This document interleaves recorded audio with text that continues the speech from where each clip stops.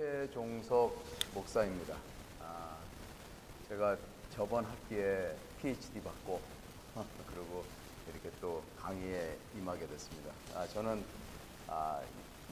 서부 열린문교회 부목사로 지금 있고요. 그리고 미국에서 15살에 왔어요. 그래가지고 저도 1.5세. 그리고 이제 언약을 제가 이제 여기서 MD부를 갖다가 하고 그 다음에 기민을 할 때 김재성 교수님한테 가르침을 받았거든요. 그래서 언약에 눈을 뜨고 디민할 때 언약에 대해서 논문을 쓰고 그리고 또 계속해서 PhD 하면서 전정구 교수님을 통해 가지고 또 언약에 대해서 배웠어요. 그래가지고 제가 디민하고 PhD를 갖다가 둘 다 언약을 집중적으로 공부했습니다. 그래서 저는 언약 신학을 갖다가 참 좋아해요. 왜냐하면 언약 신학을 갖다가 하면은 성경 전체를 갖다가 하나로 이렇게 볼 수가 있는 그런 안목이 생겨요. 그렇기 때문에 언약을 이제 보통 우리가 보면 구약하고 신약이 이렇게 나눠지는데 언약을 공부하게 되면 구약하고 신약하고 이게 한 몸으로 이렇게 하나의 하나님의 그 말씀으로 이렇게 볼 수가 있기 때문에 참 좋습니다. 그리고 언약 신학을 갖다 공부하면은 구약을 이해하게 돼요. 다시 말해서 구약을 보면은 굉장히 구약은 어떤 면에서 굉장히 율법적이고 그리고 하나님이 굉장히 잔인하게 보이고 그러한 하나님에 대한 오해가 언약 신학을 공부하면은 많이 풀리게 됩니다. 그래서 언약이 참 좋고 그리고 언약을 제대로 이해가 되면은 구원이 무엇인지 보입니다. 그리고 칭의가 무엇인지 보이고 그리고 우리가 주장하는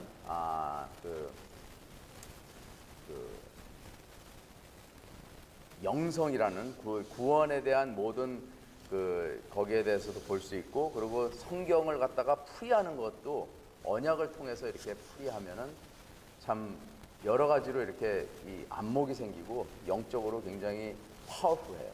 언약을. 그래서 제가 언약을 공부하면서 많은 것을 깨닫고 언약을 공부하면서 성경을 갖다가 더 많이 보게 되고 더 자세하게 보게 되고 그리고 성경을 풀이하는 데 있어서도 매우 도움이 많이 되어서 이번에 이렇게 또 강의를 하게 돼서 참 영광입니다.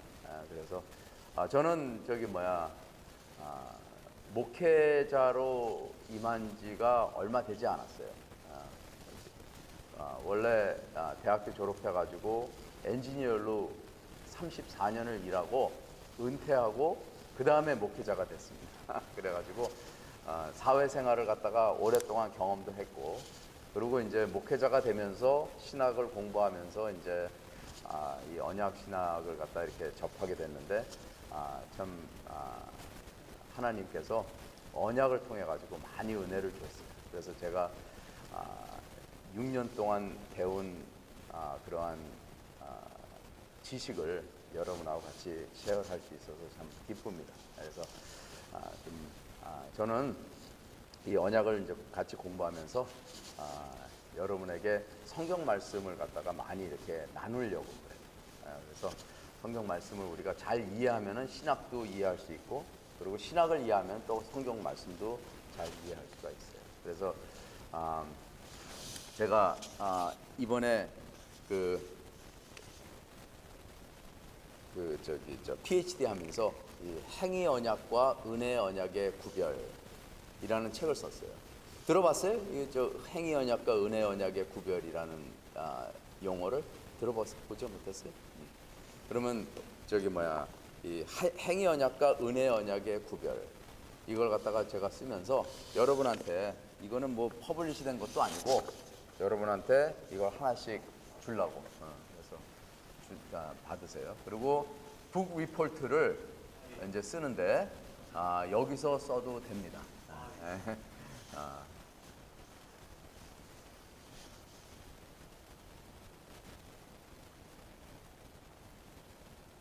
우선 실러버스 잠깐 보죠. 실러버스. 아무래도 실러버스에서 이제 우리가 이걸 갖다가 이제 해야 되니까는 실러버스 보면서 제가 전체적인 내용을 갖다가 좀 뭘 앞으로 배울지 그걸 갖다가 좀 설명해 보겠습니다. 그래서 이 언약은 Old Testament 633번 The Covenant Theology 언약 신학이라고 그러는데 요게 대해서 좀 말이 있었어요. 왜냐면 이게 Old Testament이냐 아니면은 신학이냐 이제 이런 거에 대해서 조금 갈등이 있었는데 하여튼 언약 신학은 성경을 갖다 풀이하는데 굉장히 도움이 되는 신학이다 이렇게 보시면 됩니다. 그래서 여기 저 혹시 또 뭐 연락할 원하면은 제 전화번호 있고 그리고 이메일도 여기 있습니다. 그리고 만나길 원하면은 저랑 같이 식사 나누면서도 만날 수도 있고 그렇게 하겠습니다. 그리고 매주 목요일 날 7시에 만나서 강의 이렇게 듣고 그리고 온라인 하는 분들은 매주 퀴즈가 있어요. 왜냐면 저는 뭐 숙제는 많이 안 내지만 퀴즈는 5문제, each time 5문제밖에 안 주는데 강의 안에 다 그 문제 그 답이 다 있어요. 그리고 그렇게 어렵지 않아요. 그러니까는 강의만 잘 들으시고 내가 뭘 얘기를 했는지 그것만 이해하시면은 다 풀 수가 있어요. 그리고 오시면은 또 힌트도 줍니다. 그러니까는 꼭 참여하고 attendance는 40%예요 그레이드에. 그러니까는 한 번 빠지면 얼마큼 깎이는지 대강 알겠죠. 그러니까는 그리고 퀴즈는 30% 그리고 우리가 북 리포트하고 그리고 파이널 프로젝트가 있습니다. 그렇게 어렵지 않으니까는 너무 부담 갖지 말고 가면서 이제 제가 설명해 드릴게요. 쭉 내려와 가지고 실러버스 다 갖고 있죠? 네. 자, course description 여기 보면은 본 과목은 개역 신학과 칼빈 신학에 맞춰 성경 언약 신학에 대한 기본적인 이해를 기술한다. 주로 성경에 나오는 언약의 유형을 설명하며 해석학적, 신학적 접근 방식으로 성경을 해석하는데 도움이 된다. 또한 행위 언약과 은혜 언약의 올바른 구별을 논함으로써 칭의, 성화, 영화, 구원의 연관성을 이해하는 데 도움이 된다. 언약 신학을 사역에 적용하며 이단으로부터 개혁 신학의 가치를 보호한다. 주로 이렇게 성경에 보면요.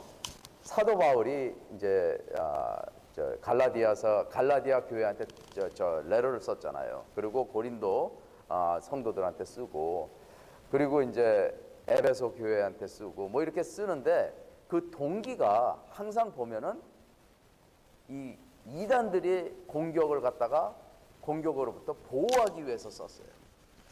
칼빈도 기독교 강요를 쓴 이유가 그냥 지식을 전하기 위해 쓴 게 아니고 그 카톨릭의 그 잘못된 사상과 그리고 성경 말씀을 잘못 풀이하는 그러한 무리들을 갖다가 교회를 보호하기 위해서 기독교 강요를 썼다고요. 그래서 저도 PhD 이 논문을 쓰면서 이걸 어떻게 쓸까 생각해가지고 보면은 내 논문 그 책을 보면은 마지막 부분에 이 우리가 개역 신학 그리고 우리가 믿는 이 신학 그리고 성경을 사실 이 장로 교회 안에 버젓이 있으면서 잘못된 사상을 가리키는 분들이 많이 있어요. 그걸 갖다가 제가 그 사람들을 갖다가 교회를 갖다가 보호하기 위해서 그 사람들을 배척하기 위해서도 이 논문을 갖다가 쓰게 됐어요. 그러니까 그렇게 쓰니까는 쓸 게 많더라고. 이제 예를 들어 가지고 세대주의 같은 경우에는 여러분 세대주의라고 아세요? 들어봤어요? 정확히 뭔지는 잘 모르죠. 그리고 언약 신학하고 세대주의하고 뭔가 틀린지 잘 몰라요.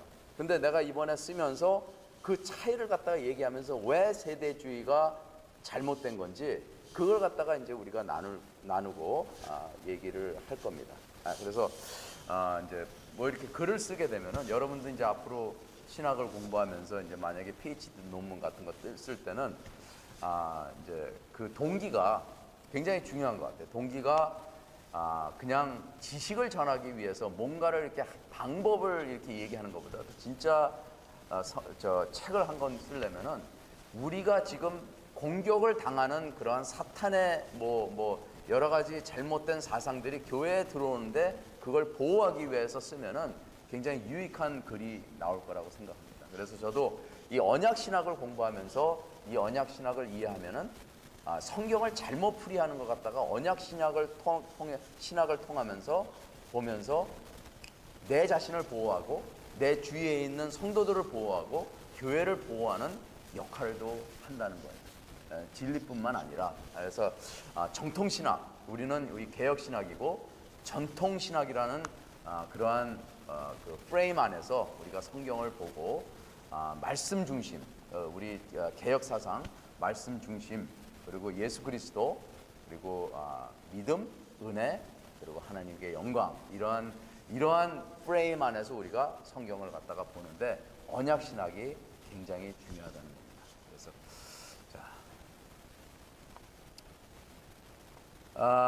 여기서 보면은 기대되는 학습 성과, 이 과정이 끝나거나 학습을 마치면 학생들은 다음을 수행할 수 있습니다. 첫째로 개혁주의 신학과 칼빈 신학에 맞춰 언약 신학의 의미를 이해할 수 있습니다. 그리고 두 번째는 해석학적, 신학적 접근으로 언약적 성경 말씀을 이해하고 해석할 수 있습니다. 해석학적이라는 것은 영어로도 hermeneutical approach라고 그래요. 혹시 hermeneutic이라는 말을 들어봤어요? hermeneutic? 해석학적 하면은 뭔지 이해하세요? 그래요? hermeneutic이라는 것은 우리가 성경을 볼 때 이게 성경을 갖다가 이제 풀이하는 방법인데, 이 hermeneutic이라는 것은 우리가 성경을 볼 때 무조건 보고 읽고 적용을 하는 것보다도 신학적으로 이 성경 말씀을 그 당시에 있는 사람들이 이해하는 것을 갖다가 우리가 이해해야 돼요. 먼저. 그러니까는 역사적으로도 볼 수 있고 배경으로도 볼 수 있고 문화적으로도 볼 수 있고 언어적으로도 볼 수 있고 여러 가지 방법으로 우리는 성경을 풀이합니다. 그 이유는 그때 당시에 성경을 갖다가 어떻게 이해를 했는지 그걸 이해를 하고 난 다음에 지금 시대에 브리지를 만들어 가지고 그럼 지금 시대에 사는 우리는 2000년 전에 쓴 이 성경을 갖다가 어떻게 적용을 할 수 있는지 거기에 대해서 우리가 이해를 하는 게 hermeneutical approach라고 그래요. example을 한번 들어볼게요. 저는 성경 중에서도 요한계시록을 참 좋아해요. 요한계시록을 우리 서부교회 김승원 목사님이 평생을 요한계시록을 연구했고 공부했고 그리고 가르쳤어요. 그래서 요한계시록을 읽으면요 우리는 이해를 못하잖아. 그죠? 이해를 못하잖아요. 그냥 쭉 읽어나가면은 너무 상징들이 많고 그런 거 이해를 못해요. 근데 그때 당시에는 요한계시록을 앞에서 읽게 돼 있어요. 그러면 성도들이 요한계시록을 읽는 걸 들으면은 무슨 말인지 이해를 했다는 거예요. 이해를 안 하면 읽을 필요가 없죠. 그죠? 근데 우리는 그 요한계시록을 갖다가 그냥 읽는 것을 들으면은 무슨 말인지 하나도 몰라. 그게 왜 차이 나냐? 2000년 전의 사람들하고 2000년 후의 사람이 다른 거예요. 그렇기 때문에 우리가 그 요한계시록을 이해하려면 그 당시의 사람이 어떻게 이 요한계시록의 말씀을 이해를 했나 그걸 파악을 하면은 이 요한계시록이 이런 뜻에서 그 당시의 사람들한테 전해준 거구나.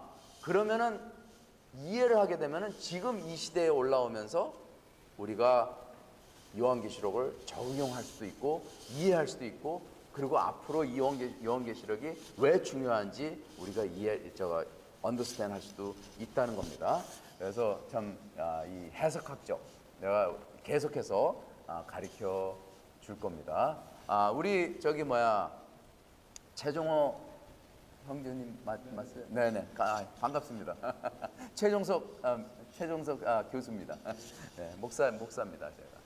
그래서 그리고 3번 보시면은 지금 실레버스를 지금 읽고 있습니다. 보고 있습니다. 3번 행위 언약과 은혜 언약의 구별로 인하여 층위, 성화, 영화, 구원으로 이어지는 연관성을 이해하는 데 도움이 됩니다. 행위 언약과 은혜 언약. 구원은요, 두 가지 방법으로 구원을 받을 수 있어요. 하나는 행위 언약으로 행위로 구원을 받을 수 있고, 다른 거는 은혜로 구원을 받을 수 있습니다. 자세한 거는 조금 좀 지나서 이야기하겠습니다. 그래서 요 구별을 갖다가 우리가 할 수 있어야지 성경이 어떻게 이 행위 언약을 주장하고 그리고 은혜 언약을 왔는지, 그리고 이 하나님의 원대한 그 구원의 계획이 우리가 이해를 할 수가 있습니다. 그래서 개혁 신학을 갖다 이해할 수 있고, 그래서 참 이 행위 언약과 은혜 언약 구별, 그리고 율법과 그리고 복음의 구별, 뭐 이런 식으로 또 같이 나갑니다. 4번은 언약 신학을 사역에 적용하면서 이단으로부터, 잘못된 신앙으로부터 개혁 신학의 가치를 보호할 수 있다. 그러니까 언약 신약을 제대로 이해하면은 우리가 이단으로부터 구별을 받을 수 있고 보호를 할 수 있고 그렇다는 겁니다.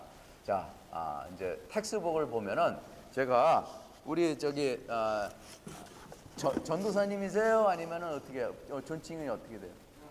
그냥 형제님이세요? 그러면 형제님 저기 요 책은 제 책인데 선물로 드리는 겁니다. 받아가세요. 네. 그래서 저 required textbook은 제가 쓴 행위 언약과 은혜 언약의 구별입니다. 이게 뭐 타이틀은 굉장히 장대하지만 읽어보면은 재밌는 부분도 있어요. 예. 왜냐하면 성경을 갖다가 풀이하는 내용이 많이 있거든요. 그러니까는 그걸로다가 읽으시고 북 리포트도 할 수가 있어요. 그걸. 그리고 제가 강의하는 내용이 거의 60%에서 70%가 그 책에서 나옵니다. 그래서 아무래도 제가 쓴 거니까 당연한 거겠죠. 네, 그래서 그리고 이제 제가 이제 책을 좀 갖고 왔는데 여러분께서 원하시면은 이제 이거는 이제 사서 여러분께서 이제 굉장히 언약 신학이 하는데, 전정구 교수님은 제 멘토입니다. PhD 쓰는데 도움을 줬고, 그리고 제 어드바이스로 PhD 논문을 쓸 수 있게끔 했는데, 이분이 이렇게 하나님의 나라와 언약적 관점으로 보는 성경 신학, 그래가지고 언약 신학을 갖다가 성경적으로 풀이한 거고, 요거는 종말론적으로 풀이한 겁니다. 그래서 언약을 갖다가 어프로치 하는데 종말론적으로 할 수 있고, 성교적으로 볼 수 있고, 그리고 성경적으로 볼 수 있고, 또 여기서 보시면은 송영재 교수님이, 이분은 중국 분들을 위한 신학교를 갖다 세웠어요. 그래서 요즘에는 중국의 선교사가 가면은 쫓겨나가잖아요. 그죠? 얼마 전서부터 더 이상 한국 분이 중국에서 사역을 못 합니다. 그래서 이분이 중국에 가가지고 신학교를 세워가지고 이 책을 썼는데, 이거는 언약 신학을 갖다가 조직 신학적으로 썼어요. 그러니까 종말론적으로 쓰면서도 굉장히 이분이 생각하는 거는 특이합니다. 그래서 이분은 지금 뭘 하냐면 한국에서 신학교를 하는데 중국 사람들만 상대로 신학교를 갖다 합니다. 그래서 지금 학생들이 300명이래요. 그러면서 다 온라인으로 공부하고, 그리고 마지막에 기말고사 볼 때 중국 사람들이 건너온다고 그래요. 한국으로 와서 인텐시브 코र्स도 하고, 그러고 다시 들어가고, 그래서 리더를 갖다가 중국의 선교사들을 갖다가 이렇게 양성하는, 중국의 영적인 리더를 양성하는 그러한 역할을 갖다가 아주 훌륭하게 감당하고 있는 분입니다. 그리고 웨스트민스터 신앙고백서 이거 아시죠? 다 많이 들어봤죠? 여기에는 언약 신학의 전통적인 언약 신학에 대해서 많이 나와 있어요. 그래서 이거는 여러분께서 앞으로 계속 이제 사역을 하시면은 이거는 하나 꼭 갖고 있어야 돼. 이 웨스트민스터 이거는 이제 사전식으로 이렇게 조직적으로 이렇게 돼 있는데 여기에 있는 내용이 곧 개혁 신학이고 그리고 여기 있는 내용이 곧 전통 신학이다. 이렇게 아시면은 됩니다. 자, 제가 아까 얘기했듯이 그레이딩 포뮬라에서 이게 뭐야? 아까 40%라는데 30%구나. 그러니까는 매주마다 퀴즈가 있습니다. 매주마다 퀴즈가 있고 제 강의 안에서 퀴즈를 내고 그리고 퀴즈는 30% 그리고 participation 그러니까 여러분께서 클래스 오셔가지고 제 강의를 들으시고 거기에 대해서 30% 그리고 들으신 다음에 퀴즈가 5문제 있는데 다 써서 내야 돼요. 그래서 30% 그리고 마지막으로 이제 리서치 페이퍼 있는데 리서치 페이퍼는 5페이지에서 10페이지 정도 쓰시는데 언약에 대해서 쓰셔야 돼요. 성경 말씀을 가지고 이걸 언약으로 어떻게 풀을지 그런 걸 갖다 좀 쓰셔가지고 저기 내면은 30% 마지막 날에는 발표도 할 겁니다. 그래서 발표 잘하면은 제가 좋은 점수 주겠습니다. 그리고 북 리포트 제 책이라도 읽어가지고 그 내용이 무엇인지 한 3페이지에서 5페이지 정도 사면 어차피 그 내용이 제 강의의 60%가 있으니까는 읽으시고 그리고 거기에 대해서 전체적인 유학이 뭔지 그리고 거기에 크리티컬한 뭐 잘못된 부분이나 여기에 대해서 나는 억울해한다, 억울해하지 않는다 뭐 이러한 것을 갖다 좀 적으면은 3페이지가 될 것 같습니다.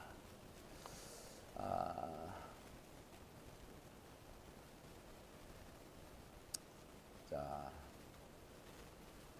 제일 밑에 보면은 콜스 스케줄하고 타피컬 아웃라인 해가지고 week 1, 2 해가지고 쭉 있어요. 그거 한번 제가 전체적으로 우리가 앞으로 무엇을 배울 건지 한번 좀 나누게 보겠습니다. 오늘은 첫 시간이니까는 뭐 길게 잡지 않아요. 그래서 인트로덕션 언약이 무엇인지 제가 잠깐 설명하고 다음 주서부터 이제 본격적으로 언약에 대해서 구체적으로 들어갈 겁니다. 처음에는 창조 언약에 대해서 이야기할 것입니다. 하나님이 이 세상을 창조하신다. 그죠? 말씀으로 창조하셨고 하나님께서 빛이 있으라 하니까는 빛이 있다. 그렇게 얘기했잖아요. 근데 이 모든 하나님이 창조하시고 하나님께서 우리를 만드시고 이 모든 것이 다 언약적이다. 라는 겁니다. 그래서 하나님의 창조가 왜 언약적인지 그거에 대해서 저희가 나누겠습니다. 그리고 세 번째 위익은 행위 언약과 은혜 언약 요 구별에 대해서 설명을 할 거예요. 구원을 받는 방법이 두 가지라고 그랬어요. 행위 언약으로 방법이 있고 은혜 언약으로 방법이 있는데 이 두 가지가 왜 중요한지 이 말씀을 이해하는데 왜 중요한지 제가 설명을 드리겠습니다. 그리고 네 번째는 구속 언약. 구속 언약이라고 혹시 들어봤어요? 구속 언약이라고? 구속 언약은 행위 언약이에요. 구속 언약은 행위 언약인데 구속 언약은 하나님 아버지랑 아들과의 언약 관계. 굉장히 중요해요. 그분 삼위일체의 언약이라고도 해요. 여기 구속 언약이. 그래서 구속 언약은 하나님에 대해서 하나님께서 아들하고 어떠한 언약을 맺었기에 예수 그리스도가 이 땅에 오셔가지고 우리를 왜 죽으셨나. 이제 그거에 대해서 설명하는 겁니다. 그리고 이제 본격적으로 성경으로 들어갑니다. 제가 성경에 나오는 언약들은 사실 디민 때 제가 이걸 연구한 거예요. 그래서 요거는 제 책에 없어요. 근데 Covenant of Noah 그러니까는 보전 언약이라고 그래요. 그래서 노아 때 하나님께서 나타나셔서 언약을 맺으셨어요. 그리고 인류를 다 멸망시켰잖아요. 그죠? 그리고 노아를 갖다가 식구하고 방주로 들어가게 해가지고 보전하게 합니다. 그래서 하나님께서 언약을 맺습니다. 그래서 우리가 일반 은총이라고 그러잖아요. 일반 특별 은총하고 일반 은총 있잖아요. 일반 은총은 노아 때 만든 거예요. 무지개가 있는 이상 다시는 인류를 물르다가 멸망하지 않겠다, 그렇게 약속합니다. 그래서 그게 보존 언약이에요. 이거는 예수님 믿고 안 믿고에 떠나서 인류에게 준 모든 사람에게 해당하는 언약입니다. 그래서 안 믿는 사람들도 이 일반 은총, 보존 언약 안에 임한다는 것이에요. 그래서 굉장히 중요해요. 그리고 이제 특별 은총을 이제 하나님께서 계획을 해가지고 아브라함을 통해서 나라를 세웁니다. 그래서 아브라함과의 언약은 약속 언약이라고 해요. 약속 언약. 아브라함한테 내가 너희한테 민족을 주겠다. 그리고 너를 통해서 온 하나님을 믿는 모든 백성의 믿음의 아버지가 되겠다. 이렇게 약속을 줍니다. 그러면서 약속의 언약이 곧 아브라함과의 언약입니다. 굉장히 중요해요. 아브라함의 언약이. 그 다음에 나오는 게 모세 언약이에요. Covenant of Moses. 그걸 갖다 우리는 율법 언약이라고 그렇게 얘기합니다. 그리고 북 리포트는 바로 율법 언약 고주에 내시면 됩니다.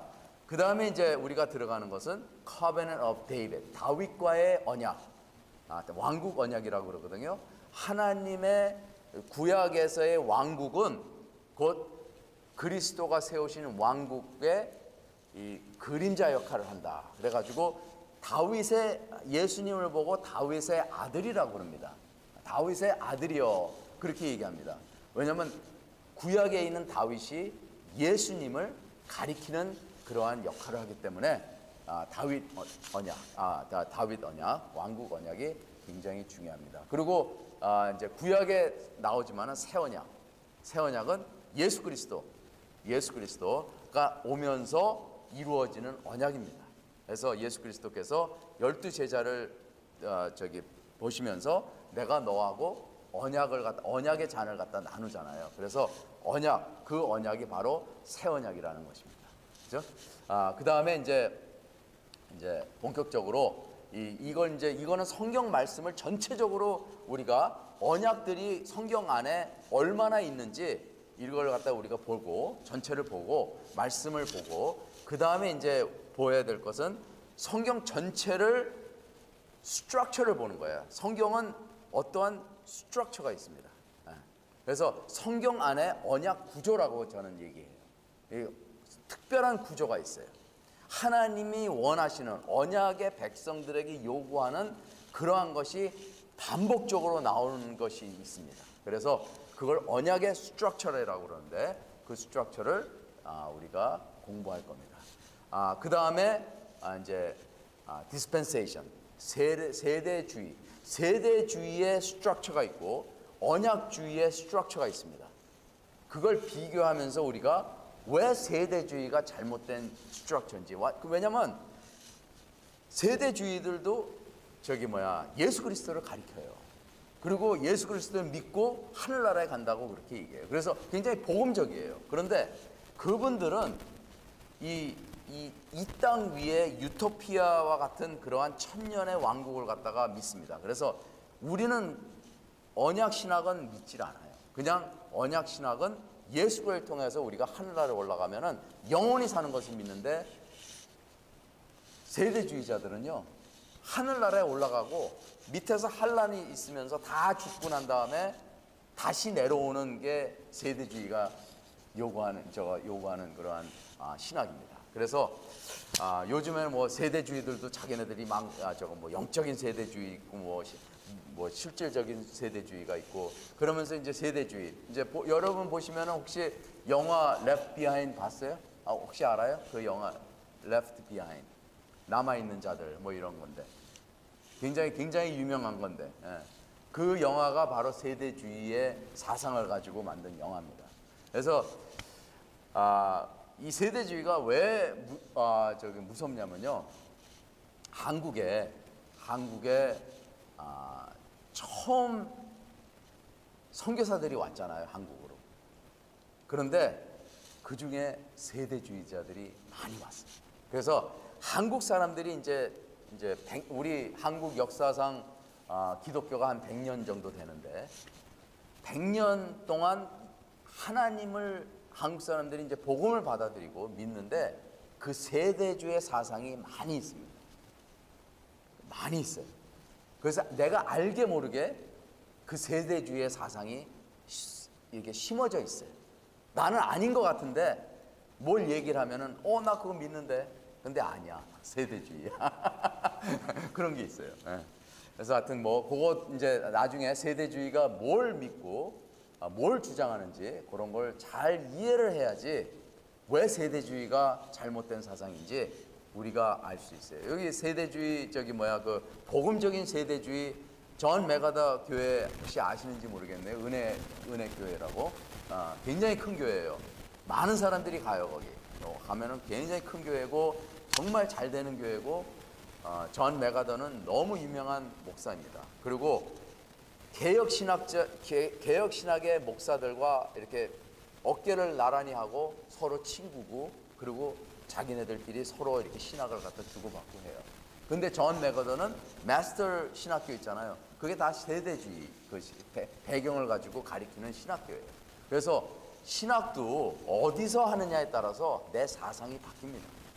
그래서 우리가 무슨 신학을 하냐에 따라서 우리가 분명히 알고 들어가야지 잘못 그냥 좋대 그렇고 들어가면은 엉뚱한 신학을 갖다가 공부해가지고 나오게 됩니다. 그러면은 그거 고치려면은 너무 힘들어요. 그렇기 때문에 우리가 저는 이 IRUS에서 이 개혁 신학을 갖다가 공부하는 게 너무 축복이라고 생각해요. 여러분께서 IRUS 이 전통과 이 개혁 신학의 이 학교에 대해서 잘 이해를 하시는지 모르시는지 모르겠지만은 유명한 풀러 신학교, 아주사 신학교 이런 데 많이 있어요. 제가 거기 다 가봤어요. 저도 처음에 풀러 신학교에서 공부했고 그 다음에 아주사 신학교에서도 한 1년 반 공부했어요. 그리고 여기 왔습니다. 그런데 풀러 신학교에서는 뭘 가리키냐면은 스펙트럼을 가리켜요. 스펙트럼. 그러니까는 컨서버티브하고 그러니까는 개혁주의자도 받아들이고 자유주의자도 받아들여요. 그러니까 무슨 말이냐면은 학교에서 개인의 믿음을 결정해 주지 않아요. 그러면서 가리키는 교수들 다 보면 다 자유주의자들이야. 그러면서 개혁 전통신학을 공부한다고 칼빈주의 얘기하고 그런데 가르쳐 주는 거는 미국 교수들이 가르쳐 주는 거는 다 개혁 주의자들이에요. 아니 자유주의자들이에요. 그러니까는 저는 몰랐어요. 들어가 가지고 배운 다음에 여기 오니까는 이 IRUS는 자유신앙을 갖다가 아예 배척해 버려요. 그냥 개혁주의만 가르쳐 줘요. 그리고 정통신앙만 가르쳐 줘요. 말씀 중심으로 가르쳐 줘요. 근데 아주사 같은 데나 풀러 같은 데 가면요 정말 잘못 가르쳐 줍니다. 그래서 참 거기서 나온 그 신학자들이 학생들이 안수받고 목회자가 되면은 잘못 신학을 갖다가 그게 교회에 들어가지고 자기네가 배운 거잖아요. 그걸 잘못 가르쳐 주고 있어요. 그래서 교회 안에서 정말 이 언약 신학을 갖다가 공부하는 사람 외에는 이 복음을 전하는데 조금 좀 틀린 부분들이 많이 있어요. 그러니까는 여러분께서 그런 거는 좀 기본적으로 아셨으면 합니다. 그래서 제가 세대주의와 언약주의 신학 차이, 그리고 이제 나중에 풀러에 있는 정말 유명한 교수님에 대해서도 제가 얘기했는데 그분이 얼마나 사상이 잘못되어 있는지 그분은 몇십 년을 갖다가 풀러에서 가르쳤어요. 그 사상을. 그러니까 성도들이 신학생들이 그걸 배우고 그걸 그대로 그냥 썹니다. 근데 그게 얼만큼 잘못되는지 거기에 대해서도 좀 나눌 겁니다. 그리고 이제 13주에 칼빈 Theology of Covenant. 우리는 개혁주의 하면은 칼빈 신학입니다. 칼빈 사상을 갖다 우리는 배웁니다. 칼빈이 언약을 얼마나 중요하게 여겼는지 우리가 여기서 배울 겁니다. 그리고 이제 칼빈 신학을 갖다가 자기네는 칼빈 신학이라고 주장하면서도 잘못 가리키는 그러한 그 사람들이 있어요. 그러니까 칼빈 뭐라 그럴까? 칼빈주의라고 그러잖아요. 칼빈주의. 근데 칼빈주의들이 꼭 칼빈 신학을 갖다가 그대로 받아가지고 가리키는 분들이 아니에요. 처음에는 그렇게 하려고 그러는데 변질이 돼요. 세월이 가면서. 그러면서 그들이 주장하는 것을 언약적으로 잘못된 부분들이 많다는 겁니다. 그래서 마지막으로 행위 언약에 대한 논쟁. 그러니까는 controversy of covenant works. 그러니까는 행위 언약이 굉장히 중요한데 이 행위 언약을 갖다가 무시하는 그런 무리들이 있는데 이제 그런 무리들에 대해서 논쟁을 하는 거예요. 왜 행위 언약이 중요하냐, 중요하지 않느냐? 하나님은 은혜밖에 없다. 그렇게 주장하는 사람들도 있고 그러면서 여러 가지 이제 논쟁들을 갖다가 마지막 주에 저희들이 나눌 겁니다. 그래서 week 14에 파이널 페이퍼를 내고 Thanksgiving 브레이크 한 다음에 마지막 주에 우리가 프레젠테이션 여러분이 낸 그 페이퍼를 갖다가 앞에 서서 이렇게 설명을 하는 그런 시간이 될 수도 있어요. 그걸 설교라고 생각했을 때 설교 주로 하면은 제가 설교를 갖다가 이렇게 종이에다 적으면은 한 5페이지 정도 돼요. 그리고 그거 한 15분 정도밖에 안 돼, 사실. 근데 한 20분 정도 하려면 7페이지 되고 더 하고 30분 하려면은 한 9페이지 정도 적어야 돼요. 그래서 여러분께서는 한 10분 정도, 5분에서 한 10분 그 사이에 한번 설교식으로 한번 해보세요. 어차피 여러분께서 신학생이고 그리고 앞으로 계속해서 또 기회가 되면 설교도 하고 그러한 기회도 있을 거니까는 여기서도 한번 언약적으로 성경을 좀 풀이해가지고 설교도 한번 해보고 그런 시간을 갖겠습니다. 제가 준 책 뒷부분에 보면은 제가 이렇게 준 책을 뒷부분에 보면은 제가 한번 읽어드리겠습니다. 언약 신학은 하나님과 인간과의 관계를 잘 이해시켜 줍니다. 언약은 관계예요, 관계 신학이에요. 조직은 날레지 신학이에요. 근데 언약 신학은 관계 신학입니다. 굉장히 중요해요. 우리는 교회에서 뭐가 필요합니까? 관계가 필요하잖아요. 다 관계예요. 내가 가족이 있으면은 내 아내하고 관계, 내 자식과의 관계, 내 부모와의 관계. 우리는 이 인간으로서 홀로 있을 수 없는 인간입니다. 그렇기 때문에 관계가 굉장히 중요해요. 근데 하나님 안에서 언약을 공부하면서 언약을 배우면서 하나님과 나와의 관계를 갖다가 제대로 형성이 되면은 인간과의 관계가 잘 풀립니다. 이 세상은 성공할 수 있는 비결은요, 관계를 잘 맺으면요, 성공할 수 있어요. 관계가 굉장히 중요합니다. 그래서 언약 신학은 하나님과 인간과의 관계를 잘 이해시켜 줍니다.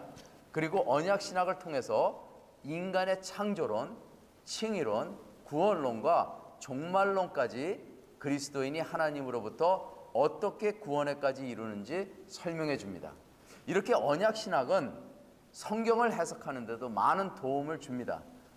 성경 말씀은 구약과 신약 모두 언약적으로 쓰여졌습니다. 그러므로 성경을 언약적으로 해석하지 않으면 잘못된 해석과 적용으로 빗나갈 수가 있습니다. 왜냐하면 언약은 삼위일체 하나님을 알게 해주고 하나님과의 관계 형성에 도움을 주며 오직 믿음과 오직 은혜로 칭의와 구원과 성화와 종말에 이루는 단계들을 서로 연결해 줍니다.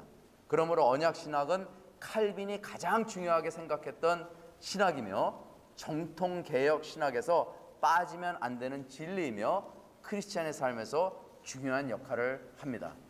그런데 언약 신학에 대해서 제대로 아는 사람이 별로 없다는 거예요. 참 안타까워요. 이게 칼빈이 세운 개혁 신학인데, 그리고 칼빈이 개혁적으로 그 당시 15세기 때 많은 사람들을 변화시켜주고 완전히 나라가 변화되고 막 이렇게 사회가 변화되고 그리고 사람들이 죄에서 벗어나는 그러한 역할을 한 개혁 신학인데, 곧 언약 신학인데, 이것이 사람들 사이에 점점 잊혀져 가고, 그리고 요즘에는 언약 신학에 대해서 사람들이 잘 인식을 못해요. 참 안타까워요. 그래서 저는 정말 이 언약 신학을 여러분하고 공부하면서 정말 언약 신학이 무엇인지 제대로 한번 공부해 보자 하는 그런 마음으로 이 자리에 앉고 있습니다. 자, 서론해 볼게요. 언약은 두 당사자가 서로에게 구속력 있는 약속을 하는 선택된 관계이다. 그 내용은 각 측이 지켜야 할 의미 조항들로 이루어지며 한쪽이라도 의미를 불이행할 경우 언약은 파괴된다. 성경 안의 언약은 핵심적으로 하나님과 인간의 관계에 대해서 말씀한다. 이 언약이라 하면 좀 딱딱한 그런 부분이 있습니다. 그런데 평상시 이렇게 사람과 사람의 언약을 얘기할 때, 그때 고대 문명 시대 때는 이 언약으로 인해서 사회가 이루어졌습니다. 모든 것이 다 언약으로 이루어졌어요. 맹세, 언약, 이런 걸로 이루어졌기 때문에 그때 당시에는 언약이 굉장히 중요한 역할을 했어요. 근데 요즘에는 별로 그런 거 없잖아요. 우리가 언약이라고 하면은 contractor? 이런 식으로 생각해요. 언약이라 그러면. 왜냐면 이제 관계보다도 돈 빌리면은 은행과 나하고의 contract. 집을 지면은 내가 이 집을 마치면은 돈을 다 주겠다는 그런 컨트랙으로 생각하기 때문에 언약을 매우 딱딱하게 보는 그런 경우가 있는데, 언약은 굉장히 중요합니다. 관계적으로 인해서 중요해요. 그래서 우리가 고대 문명 때 언약이 어떻게 이루어졌는지 그런 걸 조금 한번 보는 게 좋을 것 같아요. 그래서 웨스트민스터 이 신앙 고백서 4장 2조가 이렇게 얘기합니다. 하나님은 인간과의 영적 교제를 위해 그 마음에 율법을 새겨주시고, 로마서에 나오죠. 선악을 알게 하는 실과를 먹지 말라는 명령을 언약으로 주셨다. 이로써 하나님은 인간과 생명의 언약을 맺어 그 명령에 순종하는 동안 하나님과의 교제 속에서 행복하게 하셨다. 하나님의 말씀을 우리가 순종하면요, 인간은 최고의 행복을 누립니다. 그런데 우리 인간은 죄인이고 타락되기 때문에 하나님의 말을 듣고 싶지 않아 해요. 자기 뜻이 더 중요해. 자기 방법이 더 중요해. 하나님 방법은 별로 중요하지 않아요. 그래서 하나님은 언약을 갖다가 맺어 주신 겁니다. 그래서 언약은 이스라엘과 하나님의 관계를 정의하는데 가장 중요한 단어이며 구약 성서에 통일된 개념 중 하나이다. 하나님은 이스라엘 민족과 언약으로 맺어졌습니다. 율법이 뭡니까? 언약의 조건이에요. 율법을 따르면은 너희들은 축복을 받는다. 그리고 나라가 부강할 거다. 그리고 너희의 삶과 너희 자식들이 많은 것을 누릴 수 있다. 그렇지만은 그것을 따르지 않으면 어떻게 됩니까? 저주의 대상이 되고, 그리고 너희들은 남의 나라의 종이 될 것이다. 엄청나게 무서워요. 그런데 이 언약을 제대로 이루면은 이거 하나님의 사랑의 방법입니다, 이게. 자, 계속 보겠습니다. 언약의 주제는 성경 이야기의 기초이다. 성경 이야기의 시작부터 하나님은 그의 백성과 언약 관계를 맺는 분으로 계시되며, 이 주제는 창조와 구원에 대한 하나님의 개입에 대한 이야기를 통해 전개된다. 언약의 본질은 간단하다. 나는 너희의 하나님이 되고 너희는 나의 백성이 될 것이다 라는 하나님의 약속이지만, 그 의미는 엄청나고 숨이 막힐 정도이다. 이게 엘리스텔이라는 사람이 적었는데요, 성경에서 처음부터 마지막 요한계시록에서 계속 나오는 게 뭐냐? 너희는 나의 백성이 되고 나는 너의 하나님이 될 것이다. 이 관계예요. 언약을 만든 이유는 하나님이 일방적으로 하나님의 백성을 선택해가지고 너는 내 것이다 이렇게 얘기하는 거예요. 너는 내 백성이고 내가 너희한테 원하는 것은 내가 너희의 하나님인 줄 알지어다 이거예요. 간단해요. 그런데 그렇게 되기 위해서는 쉽지 않아요. 그게 그렇게 된다는 게 쉽지 않아요. 그렇기 때문에 이 칼빈 기독교 강요 혹시 읽어봤어요? 기독교 읽어봤죠? 제일 처음에 나오는 게 뭐예요? 기독교 강요에서 제일 처음에 칼빈이 가장 중요한 그 칼빈의 그 사상에서 가장 중요한 내용이 기독교 강요에서 처음 나옵니다. 그건 뭐냐면은 하나님을 알면은 나를 알고 나 자신을 알면은 하나님을 안다. 이렇게 얘기해요. 그러면 하나님을 아는 방법이 무엇이냐? 경건의 삶을 가져라. 그렇게 얘기해요. 그럼 경건의 삶은 어떻게 갖는 것이냐? 하나님을 사랑하고 또 하나님을 경외하는 삶이다. 두려운 마음으로 하나님을 대하고 하나님을 사랑하는 마음으로 대할 때 우리가 경건의 삶을 살고 거룩한 삶을 삶으로 인해 가지고 하나님을 닮아가고 하나님을 점점 아는 그러한 과정 속에서 하나님을 통해서 나를 아는 것이 진리의 우리가 살아야 할 임무라는 거예요. 솔직히 말해서 인간은 이 세상을 통치하지만 솔직히 말해서 자기 자신을 다스리고 자기 자신을 아는 사람이 별로 없습니다. 그러니까 엉뚱한 행동하고 엉뚱한 말하고 그래요, 사람들이. 왜냐하면 다른 사람들은 나를 다 보는데 나는 나 자신을 못 봐. 그렇기 때문에 모든 사람들이 나를 볼 때 허점이 보이고 욕심이 보이고 죄성이 보이고 이런 것들이 보인다는 거예요. 그런데 나는 내가 안에 있는 이 생각으로 행동을 하면은 사람들이 그걸 본다는 거예요. 그래서 목사도 이렇게 보면 앞에서 막 이렇게 하고 행동하는 거 보고 성도들이 에이, 우리 목사는 왜 저래 이러면서 보잖아요. 근데 인간들은 다 그렇다는 거예요. 그런데 하나님을 제대로 알면은 나 자신을 보게 돼요. 그럼 어떻게 돼요? 나의 허점이 보이고 허점을 보이면은 고칠 수가 있어요. 내가 엔지니어로 30몇 년을 일했습니다. 내가 무슨 일을 했냐면은 비행기 설교하는 일을 했어요. 비행기 설교하는. 굉장히 고급 일이에요. 예. 머리 많이 쓰고 비행기 그리고 한국에 가서 5년 동안 파견돼 가지고 그 한국의 T-50라는 비행기를 갖다가 제가 개발하는데 거기 투입돼 가지고 거기서 일했습니다. 삼성항공에서. 그래서 하여튼 저는 아주 세상적으로 잘 나간 사람이었습니다. 그런데 모든 걸 다 기부업하고 하나님한테 온 거예요. 근데 이 나를 안다는 것은 참 굉장히 중요한 것 같아요. 우리 인생에서 하나님을 믿고 안 믿고 떠나서 내 자신을 안다는 것은, 그러니까는 내가 비행기를 설계하고 그런 과정에서 내가 깨닫는 것은 무슨 일을 하잖아요. 그러면 문제가 무엇인지 파악하면요 솔루션이 나옵니다. 항상 그래요. 그래서 뭘 하려고 그러면 사람들은 무조건 해답을 받으려고 그래. 해답을 하려고 그래. 성경 말씀은 똑같아. 성경 읽고 그냥 무조건 응용하려고 그래. 너무 급해. 그렇지만은 성경에 있는 말씀에 문제가 무엇인지, 그리고 우리가 일생생활에서 뭐가 문제가 있어. 막 물이 여기서 터져 나왔어. 그러면 이 물을 막는 게 솔루션이 아니고 그 문제의 근본을 갖다가 찾는 거예요.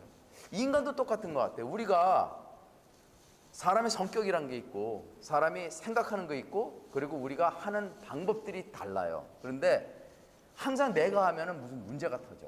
그러면은 어떻게 해야 돼요? 근본적으로 내가 무슨 문제 있는지 알아야 돼요. 내가 뭐가 잘못되는지, 내가 사람들하고 얘기할 때 왜 이런 식으로 얘기해야 되는지 그런 걸 알 때 솔루션이 나옵니다. 그래서 하나님을 안다는 것은 하나님을 통해서 나를 알기 때문에 나의 문제들이 하나님을 통해서 볼 수가 있다는 거예요. 그러면은 우리가 신앙생활할 때 나의 허점과 나의 결점들을 알게 되면요 고칠 수가 있어요. 많은 사람들이 고치지 못하는 건 왜 그럽니까? 모르기 때문에. 자기가 뭘 잘못했는지도 몰라. 다 잘났어. 그런데 내가 얼마나 잘못된지 하나님께서 보여주잖아요. 그럼 고칠 수 있습니다. 그게 바로 하나님 안에서 성화되는 그러한 과정이에요. 그죠? 자, 그 다음에 하나님의 언약은 그의 창조 세계와 우주 만물에 대한 섭리적 돌보심, 세계 역사, 그리고 예수 그리스도 안에 있는 구속을 밝히 드러낸다. 하나님의 언약의 궁극적 목표는 현 시대에서 지상의 유토피아를 완성하는 것에 있지 않다. 오히려 하나님 나라의 가시적 실현 그리고 사탄 왕국을 영원히 분리해내는 것에 있다. 요거는 무슨 말이냐면은 하나님은요, 아브라함의 언약을 보면은 이제 우리가 좀 더 자세히 알겠지만은 하나님은 이 세상을 창조하면서 점진적으로 하나님의 계획을 인간한테 알려줍니다. 인간의 역사 안에서 하나님은 조금씩 알려줘요. 그러면서 예수 그리스도가 이 땅에 오시고, 그리고 예수 그리스도를 통해서 우리는 하나님 안에서 점점 알아가면서 이 구원이 무엇인지를 갖다가, 진정한 하나님 나라를 누리는 것이 무엇인지를 우리 삶 속에서 점점 알아가는 그런 과정을 갖다가 하나님께서 보여주십니다. 우리는 예수 그리스도를 믿는다고 그래가지고 당장 구원을 받는 게 아니에요. 물론 씨드가 이 마음 안에 심어져 있어요. 그럼 씨드가 어떻게 돼요? 뿌리를 내리고 열매가 잎사귀가 나오면서 점점 자라면서 열매까지 맺는 게 그 씨드의 역할이잖아요. 그죠? 근데 씨드로 그냥 이 마음 안에 있는다고 그래가지고 우리가 구원의 그 성화 그리고 구원의 그 맛을 갖다가 볼 수가 없다는 거죠. 씨드가 죽어서 자라나서 열매까지 맺으면은 우리가 그만큼 하나님의 나라를 우리가 즐기고, 그리고 이 땅에서 천국을 누리는 그러한 삶을 살 수 있다는 거예요. 그럼 내가 하나님 나라 안에서 천국을 누린다면은 내가 사역하는 사람들도 내가 천국을 누린다는 것을 볼 수 있을까요? 안 볼 수 있을까요? 볼 수 있죠. 그죠? 왜냐하면 내가 기쁘고 하나님 나라를 너무 즐겁고 그러는데 옆에 있는 사람이 왜 저 사람은 저렇게 행복하지? 왜 저 사람은 이렇게 다른 사람들은 얼굴을 찡그리는데 왜 저 사람은 이렇게 기쁘고 즐겁고 그러지? 그게 그 사람이 하나님을 어떻게 알아가고 하나님의 그 삶을 통해서, 하나님과의 삶 관계를 통해서 하나님께 얻어지는 그러한 많은 축복들이 누리는 거잖아요, 우리가. 그죠? 그래서 하나님의 언약, 이것이 우리한테 주는 영향이라는 겁니다. 자, 그 다음에 성경을 연구하기 위해 대표적으로 많은 신학들이 있지만 우리가 대표적으로 조직신학, 성경신학, 언약신학으로 개혁신학자들은 주장하고 있습니다. 세 가지 성경을 풀이하는데 가장 중요한 신학들이 있는데 조직신학하고 성경신학하고 그리고 언약신학이 있다는 거예요. 대강 이럽니다. 조직신학은 여러분께서 알겠지만 시스테매틱 디알러지는 성경에 나타난 중요한 주제를 논리적으로, 체계적으로 방법론을 사용해서 서술하는 학문입니다.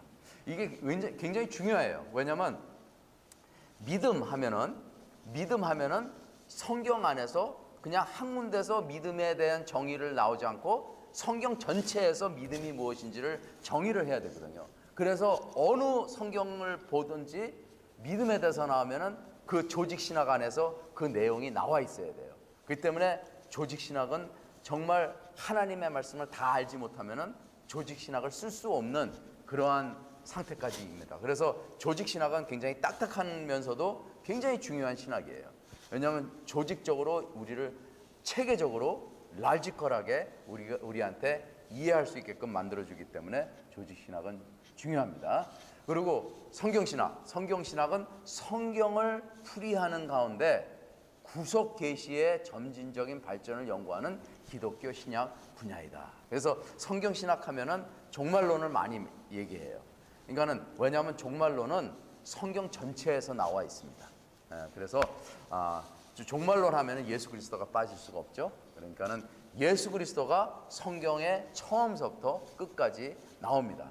그러니까 구속적으로 예수 그리스도가 구약에도 있었고 예수 그리스도가 신약에도 있었고 구약의 성도들이 예수 그리스도를 믿었고 신약의 성도들이 예수 그리스도를 믿었습니다. 그러니까는 이게 일방적으로 믿음과 구원은 같다는 거죠. 구약에 있는 사람들은 뭐 율법을 지켜야지 뭐 구원을 받는다 이런 거는 아니잖아요. 그죠? 그쪽에도 그분들도 하나님의 은혜로 구원을 받는다는 거예요. 그래서 세 번째는 언약신학입니다. 언약신학은 대강 이래요. 성경 말씀 맥락을 이어주는 매우 중요한 중추 역할을 한다. 그리고 성경 말씀의 서술을 분석하는 데 매우 도움이 됩니다. 성경을 주의 깊게 읽는 모든 사람들은 성경의 전체적인 내러티브와 성경의 신학을 이해할 수 있도록 성경이 어떻게 조화를 이루는지 이해하기를 원한다. 하나님의 온전한 뜻을 이해하지 못하면 성경을 실제로 우리 삶에 현명하게 적용할 수 없고, 언약에 대한 명확성이 부족하면 성경이 어떻게 연결되는지 파악할 수 없고, 언약의 하나님과 그의 백성과의 관계를 흐리게 만듭니다. 이렇게 토마스 슈라이너를 이렇게 얘기하고 있습니다. 제임스 패커리라는 사람인데, 그 사람은 Knowing God이라는 책을 써가지고 유명합니다. 이분은 언약신학은 해석하기다. 언약신학, 말씀을 해석하기 가장 좋은 신학은 언약신학입니다. 언약신학을 제대로 이해하면은 말씀을 보면은 언약신학적으로 전체적인 성경에서 이 부분적인 말씀을 볼 수가 있어요. 그래서 하나님이 우리한테 어떠한 관계를 이루기를 원하는지 성경 말씀에 다 나와 있어요. 그러니까는 항상 언약신학하면 관계를 생각해야 되고, 나가 하나님과의 어떤 관계를 맺어야 되는지 그걸 중심으로 이 성경을 풀이하는 겁니다. 그래서 굉장히 중요하죠. 왜냐하면 성도들한테 여러분은 뭘 얘기합니까? 도덕을 얘기합니까? 아니면은 뭘 얘기해요? 그죠? 관계를 얘기하는 게 가장 좋아요.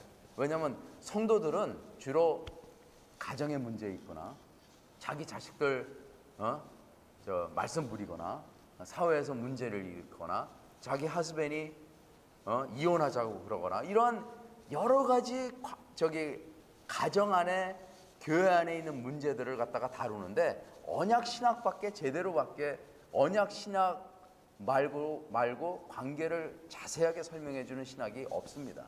그래서 언약신학을 파운데이션으로 바탕을 딱 만들어 가지고 이 말씀을 풀이하면은 모든 사람들의 관계에 대한 문제들을 갖다가 다 지적할 수가 있습니다. 그래서 언약신학이 중요하다는 거예요. 그래서 내가 굉장히 언약신학을 처음 배우면서 굉장히 뜨겁고, 이거다, 이게 진리다, 이런 것을 갖다가 내가 무릎을 칠 수 있는 그러한 신학이기 때문에 아주 저는 이거에 대해서 만족하고, 이게 바로 개혁 신학이구나 하는 것을 갖다가 깨달았습니다. 그래서 성경을 하나님께서 친히 인간 대리자를 통해 주시는 교훈적인 가르침으로 읽고 듣고 연구하는 자리에 도달하는 사려 깊은 모든 성경을 깨우침으로 믿는 자들에게 능력이 됩니다. 하나님의 말씀을 정말 제대로 진리의 말씀으로 깨우치잖아요. 그 자체가 능력입니다. 그것을 갖다가 성도들한테 제대로 전해주면은 성도들은 나를 통해서 능력을 받는 게 아니라, 나를 통해서 회개로 들어가는 게 아니라, 하나님이 나를 통해 가지고, 말씀을 통해 가지고 사람들의 마음을 찌릅니다. 그게 바로 말씀의 능력이에요. 그러니까 우리가 언약이라는 그 사상에 딱 잡혀 있고 말씀을 전하면요, 그 말씀이 진리의 말씀이 되고, 그 말씀을 통해 가지고 사람들을 딱 그냥 임팩을 주면서 가정이 변하고, 인간이 변하고, 회개의 자리에 임하고, 사람이 막 변하면서, 그 사람이 변하면 뭐예요? 교회가 변합니다. 교회가 변하기 위해서는 사람이 변해야 돼요. 그죠? 가정이 변해야 돼요. 가정이 변하면요, 교회 안 떠납니다. 왜 사람들이 교회를 떠나요? 교회가 자기한테 아무 도움이 안 되니까 떠나는 거야. 그렇지 않아요? 근데 말씀을 통해 가지고 그 사람들이 변화가 되잖아요. 절대로 안 떠나요. 은혜 받으니까. 은혜 받아야지 안 떠나잖아. 그러면 있는 사람들 안 떠나면 어떻게 돼요? 다른 사람이 오면 안 떠나. 그래서 교회가 부흥이 된다는 거예요. 우리 부흥시켜야 되잖아. 그죠? 이왕 교회 세우면 부흥시켜야 돼요. 그래서 언약신학이 부흥의 초점입니다. 부흥을 할 수 왜냐하면 15세기에 칼빈이 언약 신학을 가르치면서 많은 종교 개혁자들이 나와가지고 언약적으로 말씀을 탁 전하니까는 교회가 부흥이 되고 사회가 변하고 개인이 변하는 이러한 역사가 일어나는 것은 지금 시대에도 똑같아요. 결국에는 제대로 말씀을 전했기 때문에 잘못된 말씀을 도덕적으로 전하고 율법적으로 전하고 뭐 이렇게 하지 말라 이렇게 아무리 얘기해봤자 말 안 들어요, 성도들은. 그런데 하나님의 진리의 말씀을 주잖아요. 그러면 그 말씀이 이 마음속까지 그냥 깊숙이 들어갑니다. 그러면서 변화가 됩니다. 그러면서 뜨거워지고 그러면서 아멘도 하고 그러면서 변화가 되면 가정이 변화되고 막 이러면은 아이고 교회 부흥하는 거는 순식간이잖아요. 순간적이에요, 순간적. 근데 재밌어요? 자, 언약 신학은 우리 안에 계신 하나님 또는 우리와 함께 계시고 우리를 통해서 일하시는 하나님을 가장 핵심적으로 가르친다. 하나님의 역사를 가르치는 거예요. 하나님이 이 세상을 창조하사 하나님이 이 모든 만물을 창조하시고 또 하나님이 우리를 하나님의 형상으로 창조하신 이 모든 것이 다 언약적인 관계를 통해서 하나님께서 창조하셨다는 겁니다. 그래서 언약을 이해한다는 것은 창조자의 하나님을 이해하는 것이고 하나님께서 이 만물들을 어떻게 창조했는지 이해를 하는 것이에요. 그렇죠? 그래서 굉장히 언약 신학은 광범위하면서도 굉장히 우리한테 하나님의 큰 계획을 갖다가 알려주는 그러한 역할도 한다는 겁니다. 자, 언약의 의미를 보겠습니다. 언약의 구약에 나타나는 언약이라는 말하고 신약에 나타나는 언약의 말은 다르게 나옵니다. 구약에 나오는 언약이라는 것은 혹은 계약이라고도 하는데 베리트라고 그래요. 베리트 들어봤어요? 베리트? 베리트는 의미가 뭐냐면 자르는 거예요. 자르는 거. 그게 언약이에요. 자르는 거예요. 자, 디아데케는 맹세를 통한 두 사람의 약속입니다. 그래서 조금 미닝이 달라요. 그러니까는 디아데케는 두 사람 간의 컨트랙을 얘기를 하는 거고 베리트는 간단하게 자른다는 거예요. 자른다는 거예요. 다시 말해서 뭐라는 거예요? 언약을 지키면은 가만 놔두지만은 언약을 안 지키면 어떻게? 죽여버린다는 거야. 자른다는 게 뭐야? 갈라버린다는 거예요, 몸을. 왜 짐승이 죽어야 돼? 언약 때문에 죽어야 되는 거예요. 언약 때문에. 그래서 구약에 있는 그 베리트 이 말이 언약의 근본적인 그 미닝이에요. 죽여야 돼. 예수 그리스도가 왜 죽었어요? 우리 때문에 죽은 거잖아요. 죄는 죽어야지 해결됩니다. 죄는 그리고 언약은 피로 인한 언약입니다. 그래서 베리트라는 말은 굉장히 중요한 말입니다. 그래서 구약에서는 그래서 언약의 개념을 제대로 이해하려면은 구약을 공부해야 돼요. 구약의 언약의 개념이 잘 나와 있습니다.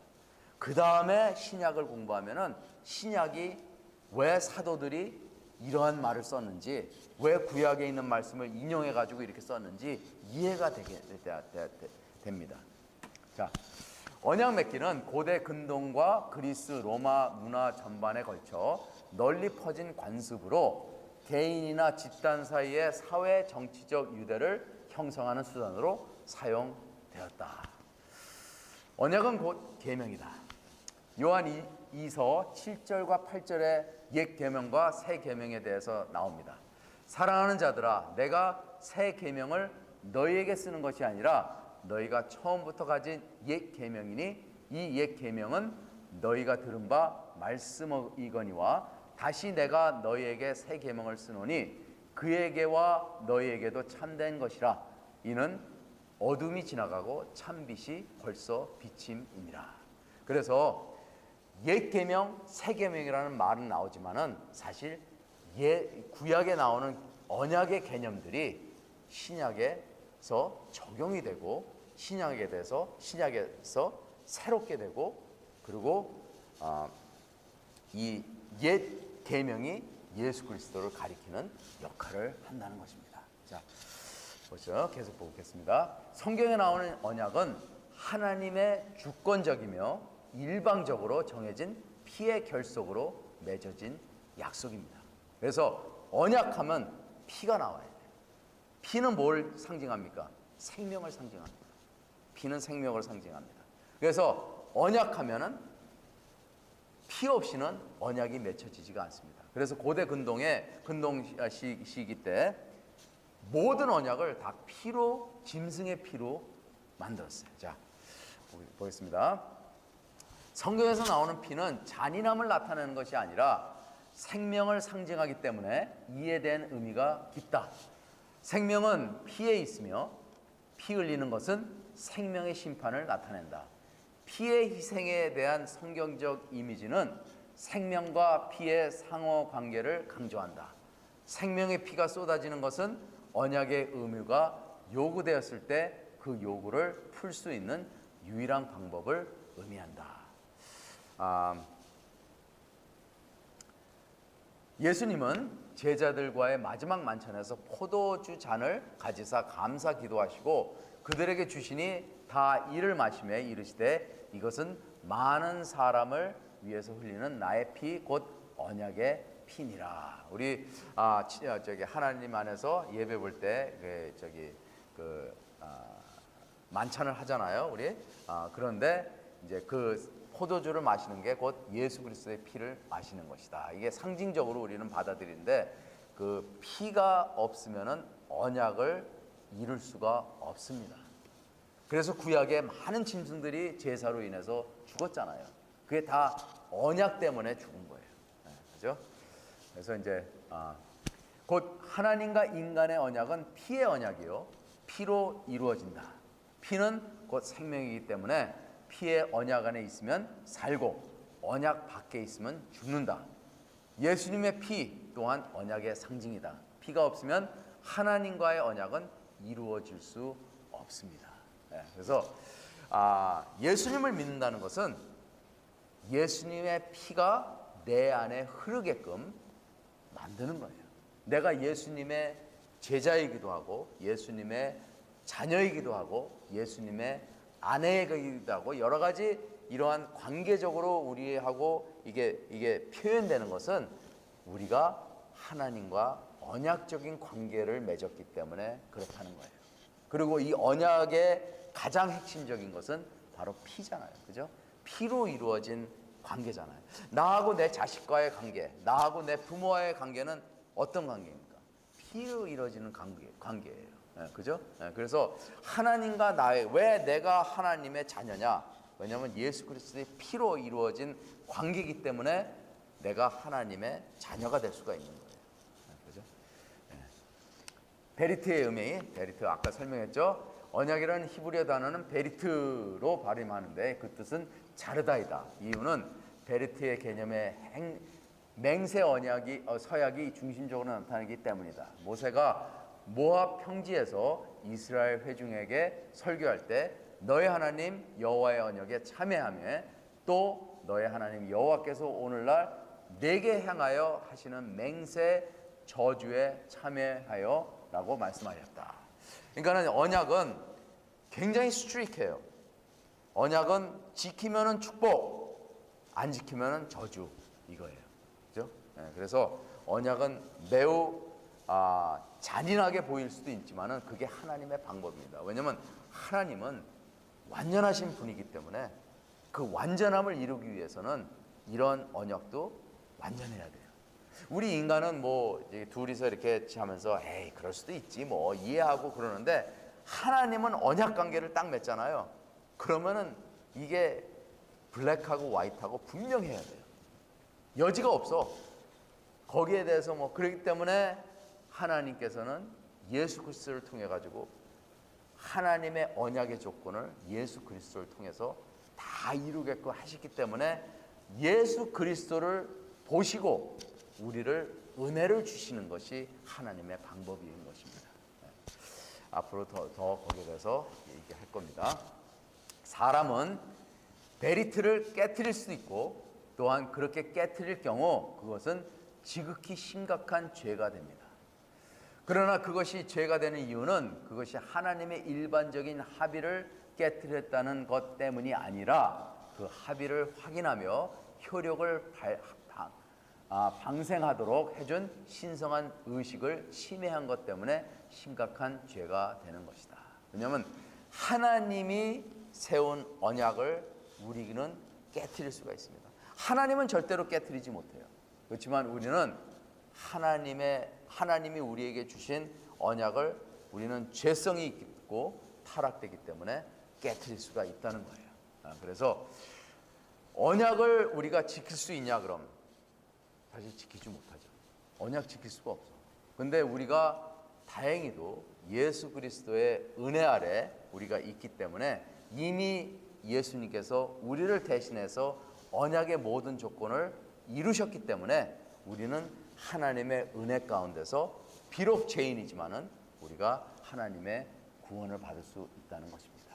그래서 그렇지만은 우리가 완전히 언약에서 벗어날 수 있냐? 그거는 아니에요. 왜냐하면 하나님께서 요구하는 우리의 삶은 너희는 거룩하라. 내가 거룩한 것처럼 너희는 거룩하라. 이렇게 말씀하신 것은 하나님은 우리를 계속해서 믿음의 성장을 얻기를 원합니다.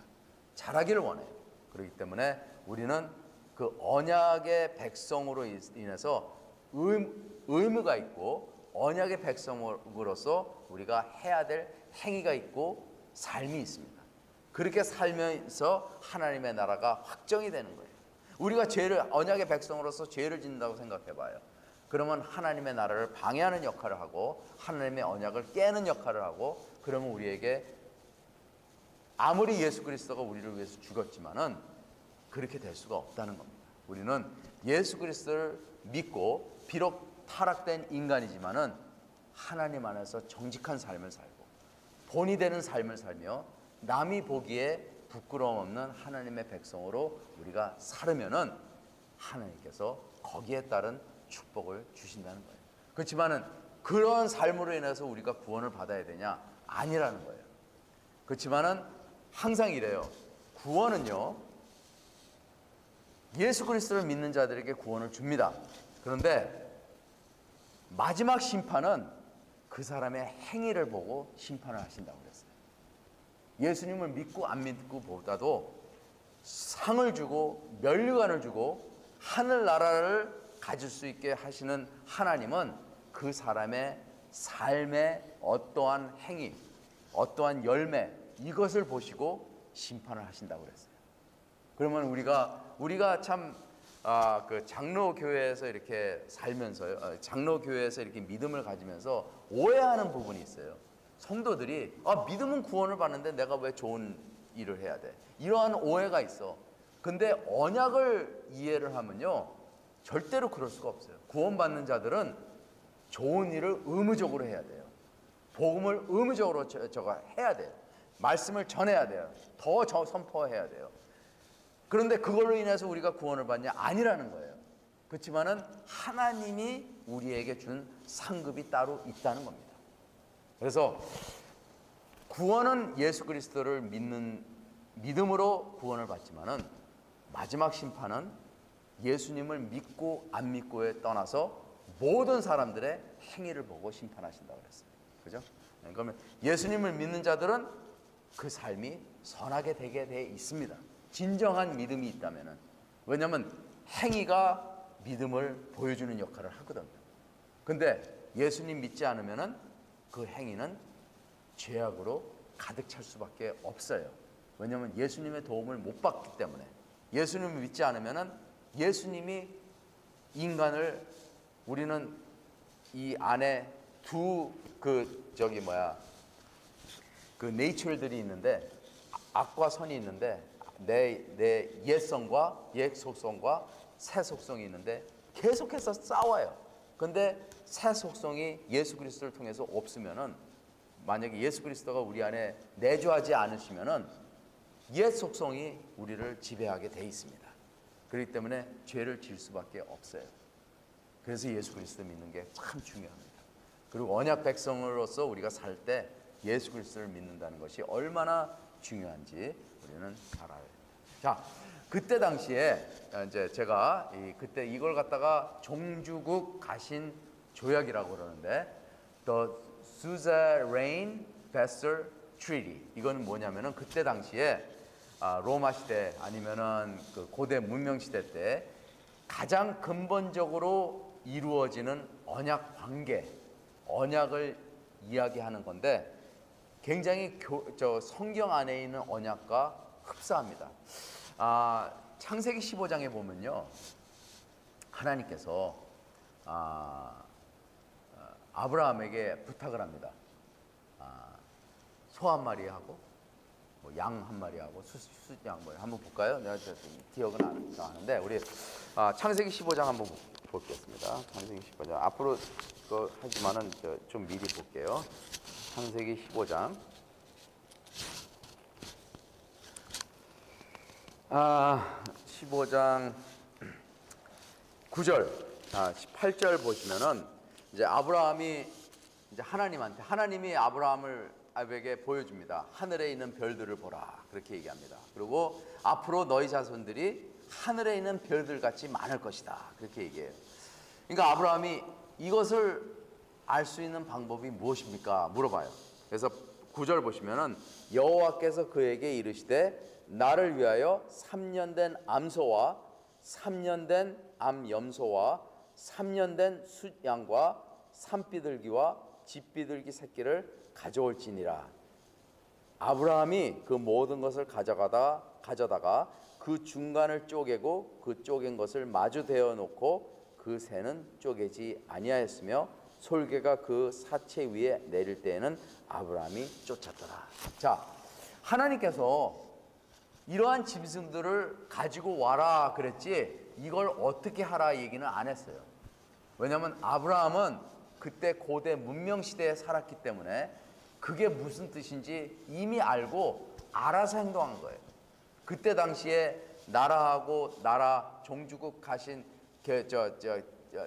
조약을 맺을 때 의뢰 이런 식으로 조약을 맺은 겁니다. 언약을 맺은 겁니다. 그러니까는 아브라함이 짐승들을 가져갔다가 반을 쪼갰어요. 이게 베리트거든요. 반을 쪼갰어.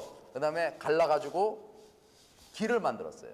그 다음에 그 길을 갖다가 지나가면서 언약을 맺는데 이 내가 말한 이 약속을 너희가 지키면은 축복을 받지만은 만약에 너희가 어기면은 이 짐승같이 되겠다 하는 그러한 협박 같은 그러한 것이 이 상징이 담아 있습니다. 여기.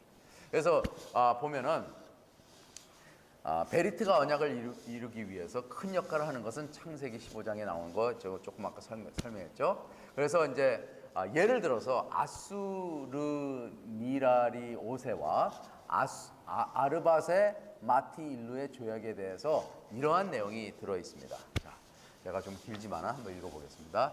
이 어린 양은 제물로 바치기 위함도 잔치하기 위함도 물건을 구입하거나 아픈 사람을 위함도 아니다. 어린 양을 여기에 데리고 온 것은 아수르리라리라와 마티 일루 사이의 조약을 위해서이다. 만일 마티 일루가 신들에게 대한 맹세로 맺어진 이 조약을 위반하는 범죄를 저지른다면 이 어린 양이 우리에게 끌려나와 그 우리로 다시 돌아가지 못하고 그 우리를 다시 볼 수 없는 것처럼 마티 일루가 그의 아들, 딸들과 신하들, 그 땅의 백성들과 함께 그의 나라에서 쫓겨나게 되어 다시는 돌아오지 못하고 그 땅을 다시 볼 수 없게 될 것이다.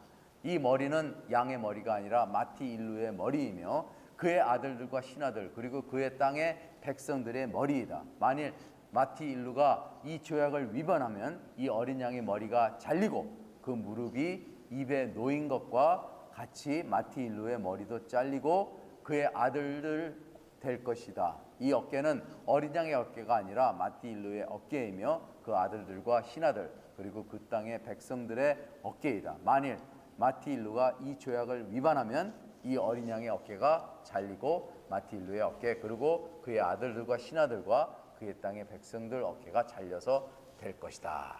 그래서 성경에 나오는 그 자름은 베리트 이게 분명히 이러한 데서 나옵니다. 자, 그러면 저기 언약에 대한 공식이 있어요.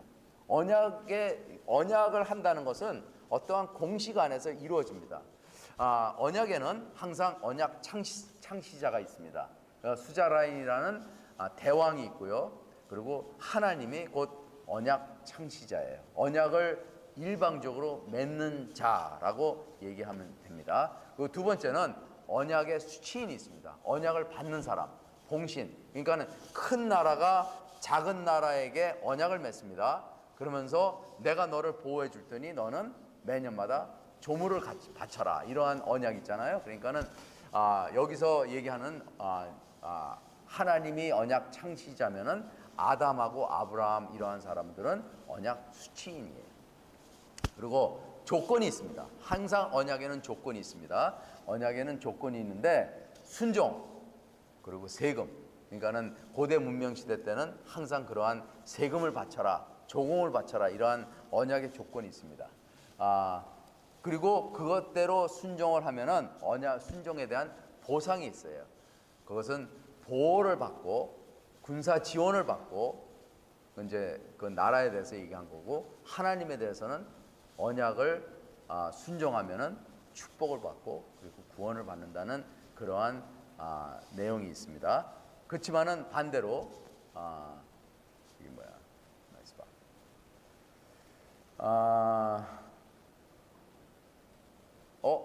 여기 저 뭔가 빠진 것 같은데. 불순종할 경우에는 저주를 받는 거에 대해서 여기서 좀 빠졌네요. 하여튼간에 그래서 우리가 오늘날 보면은 오늘날 우리를 지배하는 법과 실제로 다르지 않다. 우리가 국가의 법에 순종하면 그 자유를 누릴 수 있지만은 우리가 법을 어기면 우리는 형벌을 받고 벌금까지 물어야 한다. 여기서 고대 문명의 언약 안에 공식이 있고 이 공식이 성경의 언약과 유사하다. 그래서 이게 오늘까지 하는 겁니다. 딱 9시 됐네. 거의 9시 됐습니다. 자, 보면은 이 요즘 세상에도 법이 있잖아요. 법을 따르면은 우리가 시민으로서 이 나라를 누리면서 잘 살 수 있지만은 법을 어기면은 감옥에 가야 되고 세금을 물어야 되는 그러한 불결한 일들이 일어난다는 것이에요. 그래서 우리가 미국의 시민이 되려면은 법을 지켜야 된다는 것입니다. 하나님의 나라의 시민이 되면은 하나님의 언약의 관계를 맺고 하나님이 원하는 그러한 삶을 우리가 살아야 된다는 것입니다. 그래야지 하나님의 축복이 우리에게 임할 수 있는 그러한 모습을 우리는 우리의 삶 속에서 발견할 수가 있어요. 그래서 순종은 제사보다 낫다 그렇게 얘기합니다. 그죠? 그러니까는 우리가 하나님의 말씀에 순종. 예수님이 그랬잖아요. 너희들이 나를 사랑하면은 내 계명을 지켜라. 그러면서 너희는 서로 사랑하라. 그렇게 얘기합니다. 그래서 우리는 하나님과의 관계, 이 관계는 사랑의 관계입니다. 우리가 언약을 잘 이해하면은 하나님과 나와의 그 사랑의 관계를 잘 이해할 수가 있어요. 예수 그리스도는 하나님 안에서 은혜의 관계가 아닙니다. 우리는 하나님과의 은혜의 관계입니다. 왜냐하면 하나님은 은혜로 우리를 보호해 주시고 은혜로 우리를 구원해 주시고 우리가 사실 구원을 받을 수 있는 존재가 아니잖아요. 타락된 존재고 우리가 죽어야 될 존재이고 영원히 멸망할 존재인데 하나님께서 은혜로 예수 그리스도 통해서 우리를 구원하셨잖아요. 그렇지만은 예수님은 죄가 없기 때문에 하나님과 예수님의 관계는 은혜의 관계가 아닙니다. 사랑의 관계입니다. 나중에 또 설명드리겠습니다. 자, 마지막으로 퀴즈를 갖다가 이제 한번 읽어볼게요. 힘든 거 없습니다. 제가 여태껏 얘기한 거 그대로 그냥 쓰시면 돼요. 성경적인 언약의 의미가 무엇인지 설명하세요. 그러니까 아까 얘기했죠. 관계에 대해서만 잘 얘기하면 됩니다. 그리고 두 번째는 언약 신학은 조직 신학하고 성경 신학하고 어떻게 다릅니까? 나왔죠? 언약을 히브리어로 무엇이라고 하나요? 베리트죠. 답은 왜 그렇게 이름을 지었습니까? 이제 거기에 대해서 설명을 했죠, 그죠? 고대 문명에 대해서 조금 설명하면 됩니다. 그리고 네 번째는 언약하고 피하고 어떤 관계가 있습니까? 아까 설명했죠. 그리고 다섯 번째는 고대 근동 문명의 종주국 가신 조약과 성경의 언약과 어떤 연관이 있습니까? 한 가지 요거에 대해서는 고대 문명, 근동 문명의 종주국 언약은 인간과 인간과의 관계잖아요. 왕과 왕의 관계잖아요. 그러면은 서로 합의가 돼야 돼요.